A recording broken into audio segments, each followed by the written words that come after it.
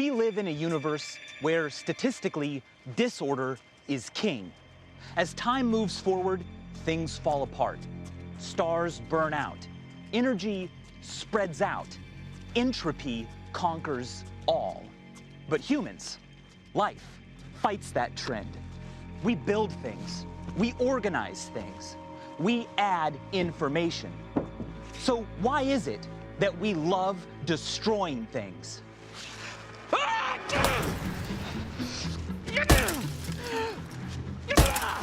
Exploding fireworks. Fights and crashes. Even popping bubble wrap. Tiny, cute things can make us want to just squeeze them to death. Why?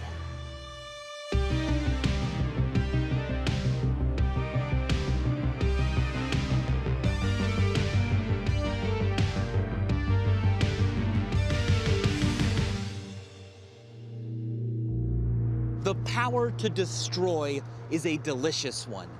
Even just holding this here, knowing I can drop it, I am in control. I can exert my will in a dramatic and irreversible way. Ready? Ready.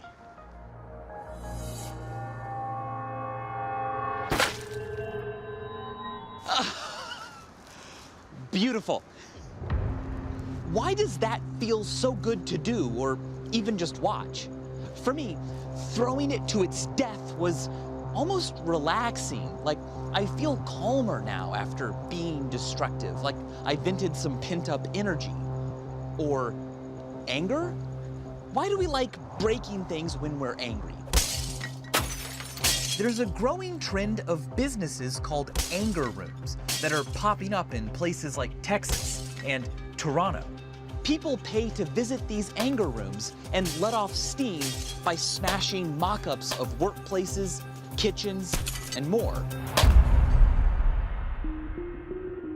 Catharsis theory proposes that such acts of destruction reduce our anger. But do they? Sometimes, but sometimes they don't. This is what makes studying the mind so difficult. Researchers are still looking into the specifics and the variables involved, and I want to see firsthand and in person what it's like when people get angry and then break things. Will they be more or less violent afterwards? To demonstrate catharsis theory, we set up our own anger room to see whether or not breaking things will help calm down some angry people. Our subjects think they're participating in a study about opposing political views, so we've asked them to write an essay on different polarizing topics. Come in. Koshana, hi, how are you? I'm Michael. Hi, Michael. It's nice to meet you. I was just with your co-participant, Clint. He's in another room.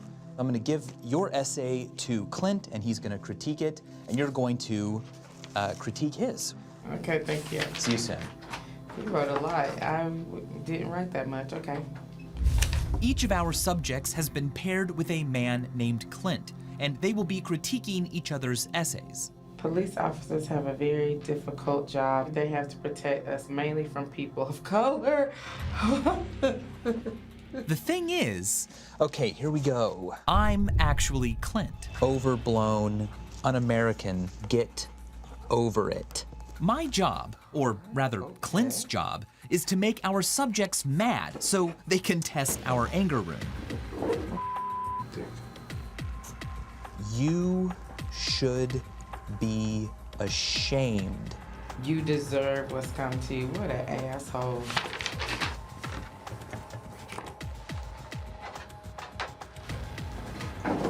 Ha. Change it to black. That's better. Oops. Okay, Koshana, I'm back. And you were with Clint. Okay. Now let's go through what he wrote just quickly. He wrote... Did I put that way? No, you didn't. Did you turn it around? I did turn it around. He seems like a bigot or something. I didn't want to keep looking at his face. He's responded to your essay there. Oh, that's minus. I'm not surprised. We can't tell people where to go to eat for lunch, what car to drive. Like, that just really irritates me. This is a person that is making arguments that are not based in any fact. He's clearly someone who thinks that the people who are on social programs are lazy. And I was like, what the Okay, well that's a ridiculous argument. Getting fired up, mother. Oh, I'm getting fired up. It's disgusting. I got an F+. Oh, I hope I don't see him in the hallway. He's a dick. And that is why he is part of the reason why our country sucks right now. Because he's stupid. Well, I think that was pretty effective. We've got a lot of angry people on our hands, so will demolishing things calm them down, or will acts of destruction throw fuel on the fire? Let's explore catharsis theory with an expert. The modern view of catharsis is that by acting out, we release sort of like a pressure valve, and that releases that energy in order for us to sort of build up again and handle everyday distress. People who are angry and aggressive, who then act that out, what would they feel afterwards? What many studies have found is that it's a short-lived release, and it feels good. It feels really good to release, but what happens in the brain is the brain enjoys that. So there's really a reward to build up that pressure again and then release it again. It's a temporary fix as far as we know. I didn't realize it was so complicated and still being researched. I thought it was black and white. It was, you do this and you release the emotion and it's gone. Yeah, not as much. We don't have this perfect definition of catharsis where everybody agrees, here's how it works, here's how it ends up. Well, let's see if catharsis works for us. Now that Clint has sufficiently angered all of our subjects, He's more like a pussy as far as I'm concerned. it's time to put catharsis theory to the test. Some subjects will be allowed to actively take out their anger on all these beautiful art objects.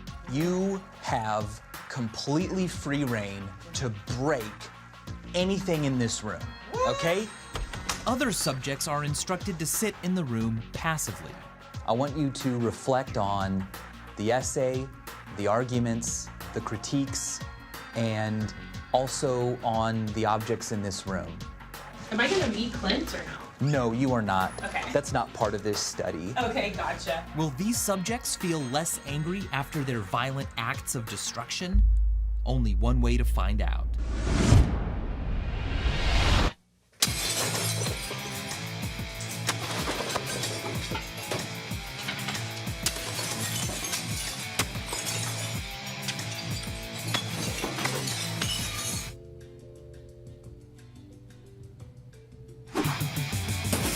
When we are angry, the body's adrenal glands release cortisol and adrenaline, readying the body and mind for fight mode. You are stupid. But catharsis theory hypothesizes that letting it out relieves feelings of aggression.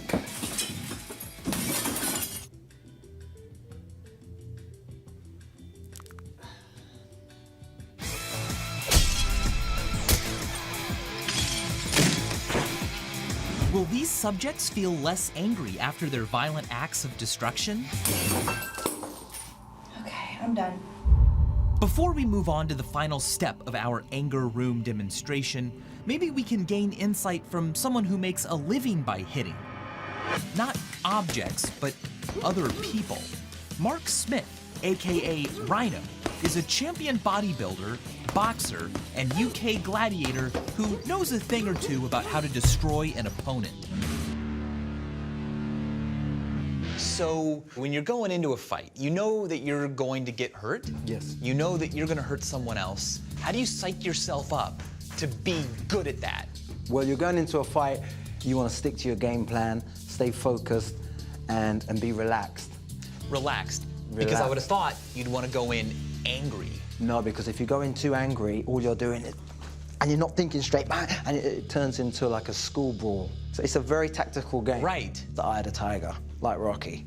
But this is fascinating to me because you would think that to physically outfight someone. Yes. In nature, we would have evolved to run off of anger and fear. That's like two lions. I agree with you there. Two lions attack and go full out, don't they? There's no pace in that fight whatsoever, like animals. But you have to know when to be an animal and at what point in the fight. Bang! Like so it's knowing when. I'm a very jumpy, flinchy person. It's knowing when to pull the trigger. If you ever find yourself angry in your real life, do you find it helpful to punch a punching bag? Definitely. Yeah? I will get angry, like I'm on the phone with my bank, and I might think slamming a door or just hanging up and throwing my phone on the bed No, will, don't like, throw help. your phone and don't slam doors. Just Why? Come and exercise and hit the bag. You'll feel so much better. What's the difference, though? They're both, like, active well, things. You're not doing something spontaneous and acting on impulse. And it's premeditated. You'll know you're going to go, okay, I'm going to pack my bag, I'm going to go to the gym. You're releasing endorphins, you'll feel more relaxed, and you'll be able to assess the bank manager who's been irritating you for the last hour. Can I try hitting some things? Definitely. You can try hitting me. Can I really? Yes. Are you going to hit back? I'll let you know I'm there. Okay. Awesome. Excellent. Do I look scary? Oh, yeah. Is Rhino correct that violent acts of rage won't calm you down, but the controlled aggression used in boxing will actually relax you? I guess I'm about to find out.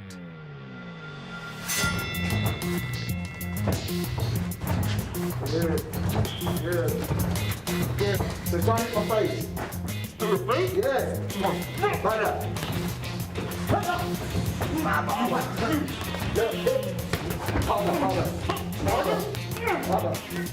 You have to hit it harder. Yeah, come on. No. Come on. I can't do anymore. Get up. Tiring. Well done. Good work. I came out of the fight having learned two things. One, I'm a wimp. And two, Rhino is right. When physical violence is channeled in an organized sport like boxing, it can actually reduce feelings of aggression. I have this weird combination of feelings. As tired as I am, I'm very amped up. So now you feel it. Yeah, I don't feel aggressive. You feel relaxed. I wouldn't say I'm relaxed here. I would just say I'm clearer here. Yeah. And I feel more in control. Eye of the tiger, Rock. Yeah, well, maybe it's the eye of the kitten who is in a bad mood. Yeah. But man, that was great.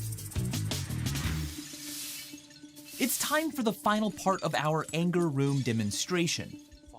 All of our subjects will be taking part in what they think is a reflex test against their opponent, Clint. In reality, of course, there is no Clint. And what we're really looking at is the catharsis theory. Have our subjects' levels of anger been affected according to whether they committed violent acts of destruction or not? Stage 3 is going to be testing how your reflexes are working at this very moment, okay? So, this right here is a static electricity generator that is going to provide a little bit of a shock. We're putting one on Clint as well, and he's in another room, but you both have the same setup. Once our subjects are fitted with the shock bracelet, they're introduced to the test's control panel. Look at this. Yeah, it's very simplified, but that really helps keep the variables low. So, both you and Clint will be competing in a bit of a game.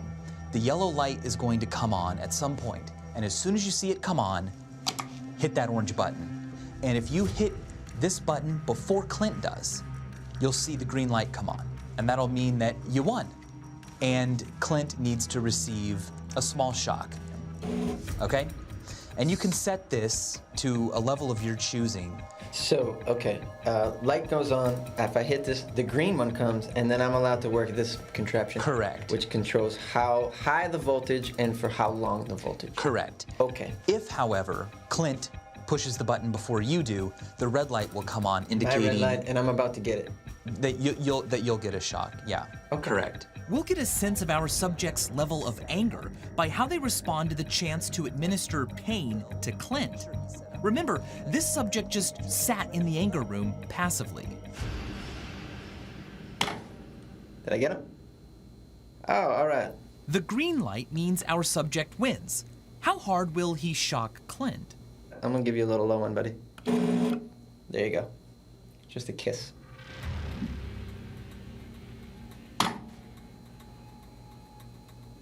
Ah, got me. The red light means Clint won. How will our subject respond to getting shocked? Ah! You son of a bitch. Not only does this subject not seem angry, he's actually enjoying the game. All right. How about that? I'm not gonna harm you, man. I'll give you a little low one. He actually seems relatively calm. Will our other passive subject follow suit?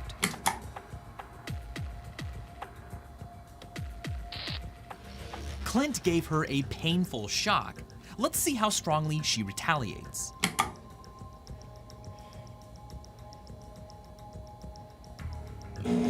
Even after getting a shock from Clint, this subject is still hesitant to give him a shock in return.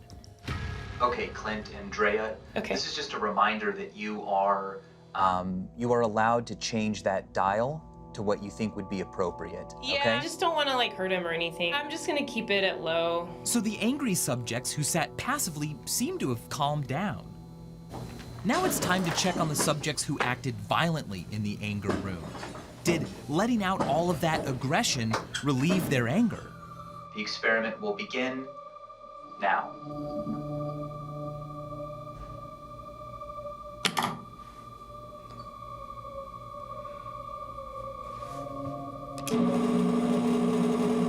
Take it, take it, take it. Koshana, that's fine. What level is your dial at?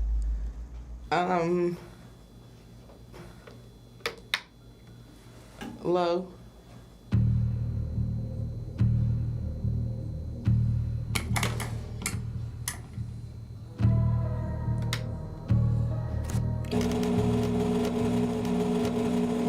He cranked that all the way up, and he's laying on that button. This subject was one of the most aggressive people in the anger room, but that doesn't seem to have calmed him down.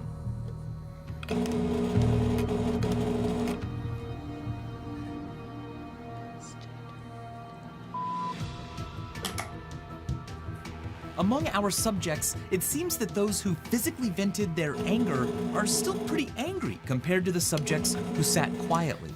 Fried that chicken. So, at least in this case, catharsis therapy was not effective. In fact, in some cases, the subject seems even angrier. Ow! You know what? That's too hard.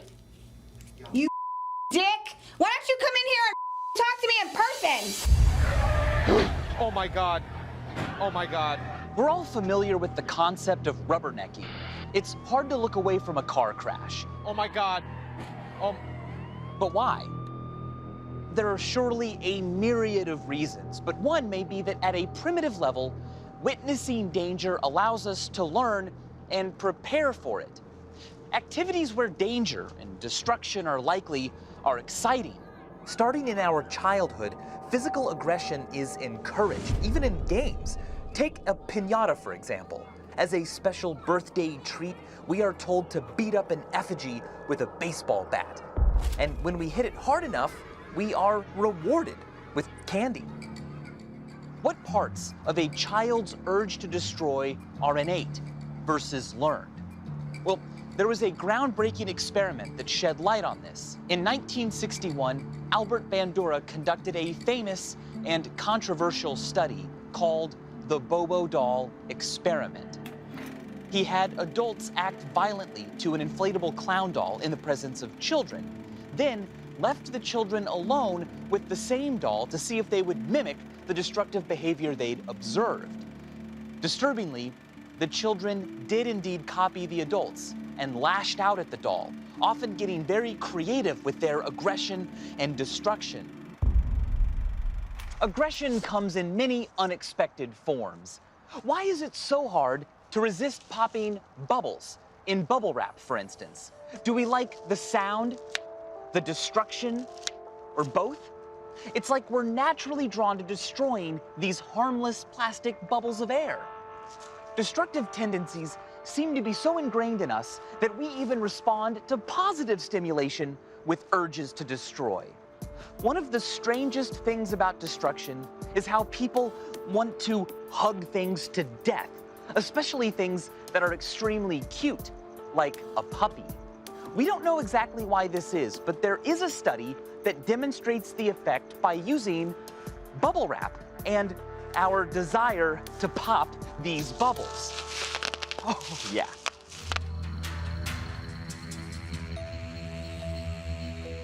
Can sweet, adorable stimuli really incite aggressive behavior?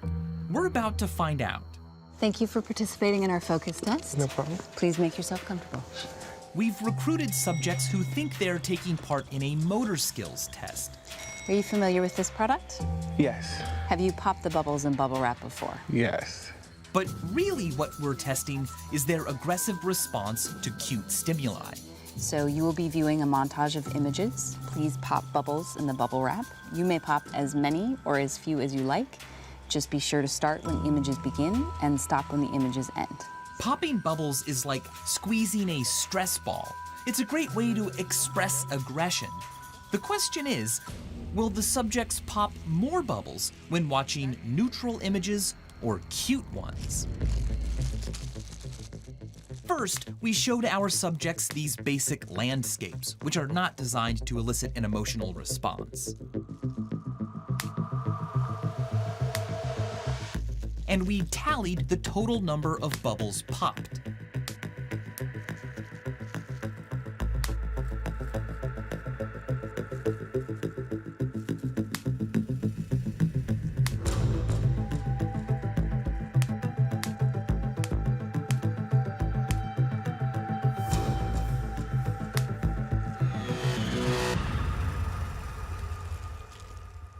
Great, I'll take those. All right, we're gonna do part 2, where you'll be viewing another set of images. Okay. We also showed them images of puppies.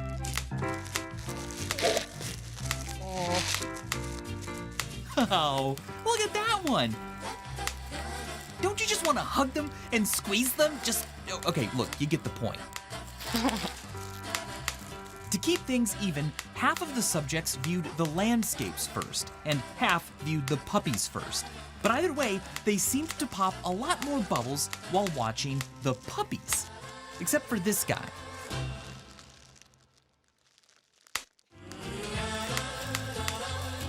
So-called cute aggression is a universal psychological phenomenon. Researchers believe the brain's response to both cuteness and aggression results in the release of dopamine, implicated in reward and pleasure. If we are unable to physically touch cute stimuli, the desire to do so can be regulated by substituting aggressive physical behavior. Will our results reflect this theory?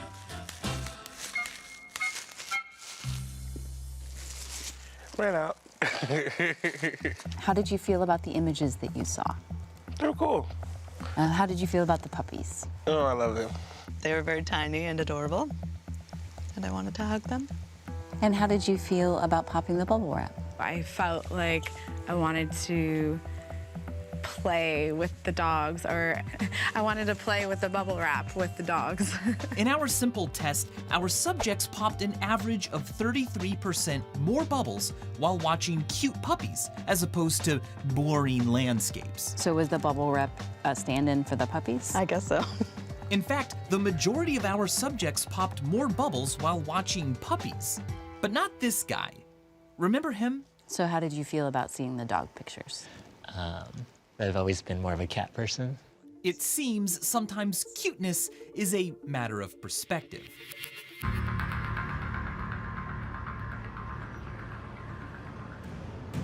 Our relationship with destruction is not a simple one. It can release endorphins and relax our minds. It can amp us up and make us even more aggressive. It can even help us regulate our emotional reactions to cute things. Destruction can be useful, it can be dangerous, and it can be a lot of fun.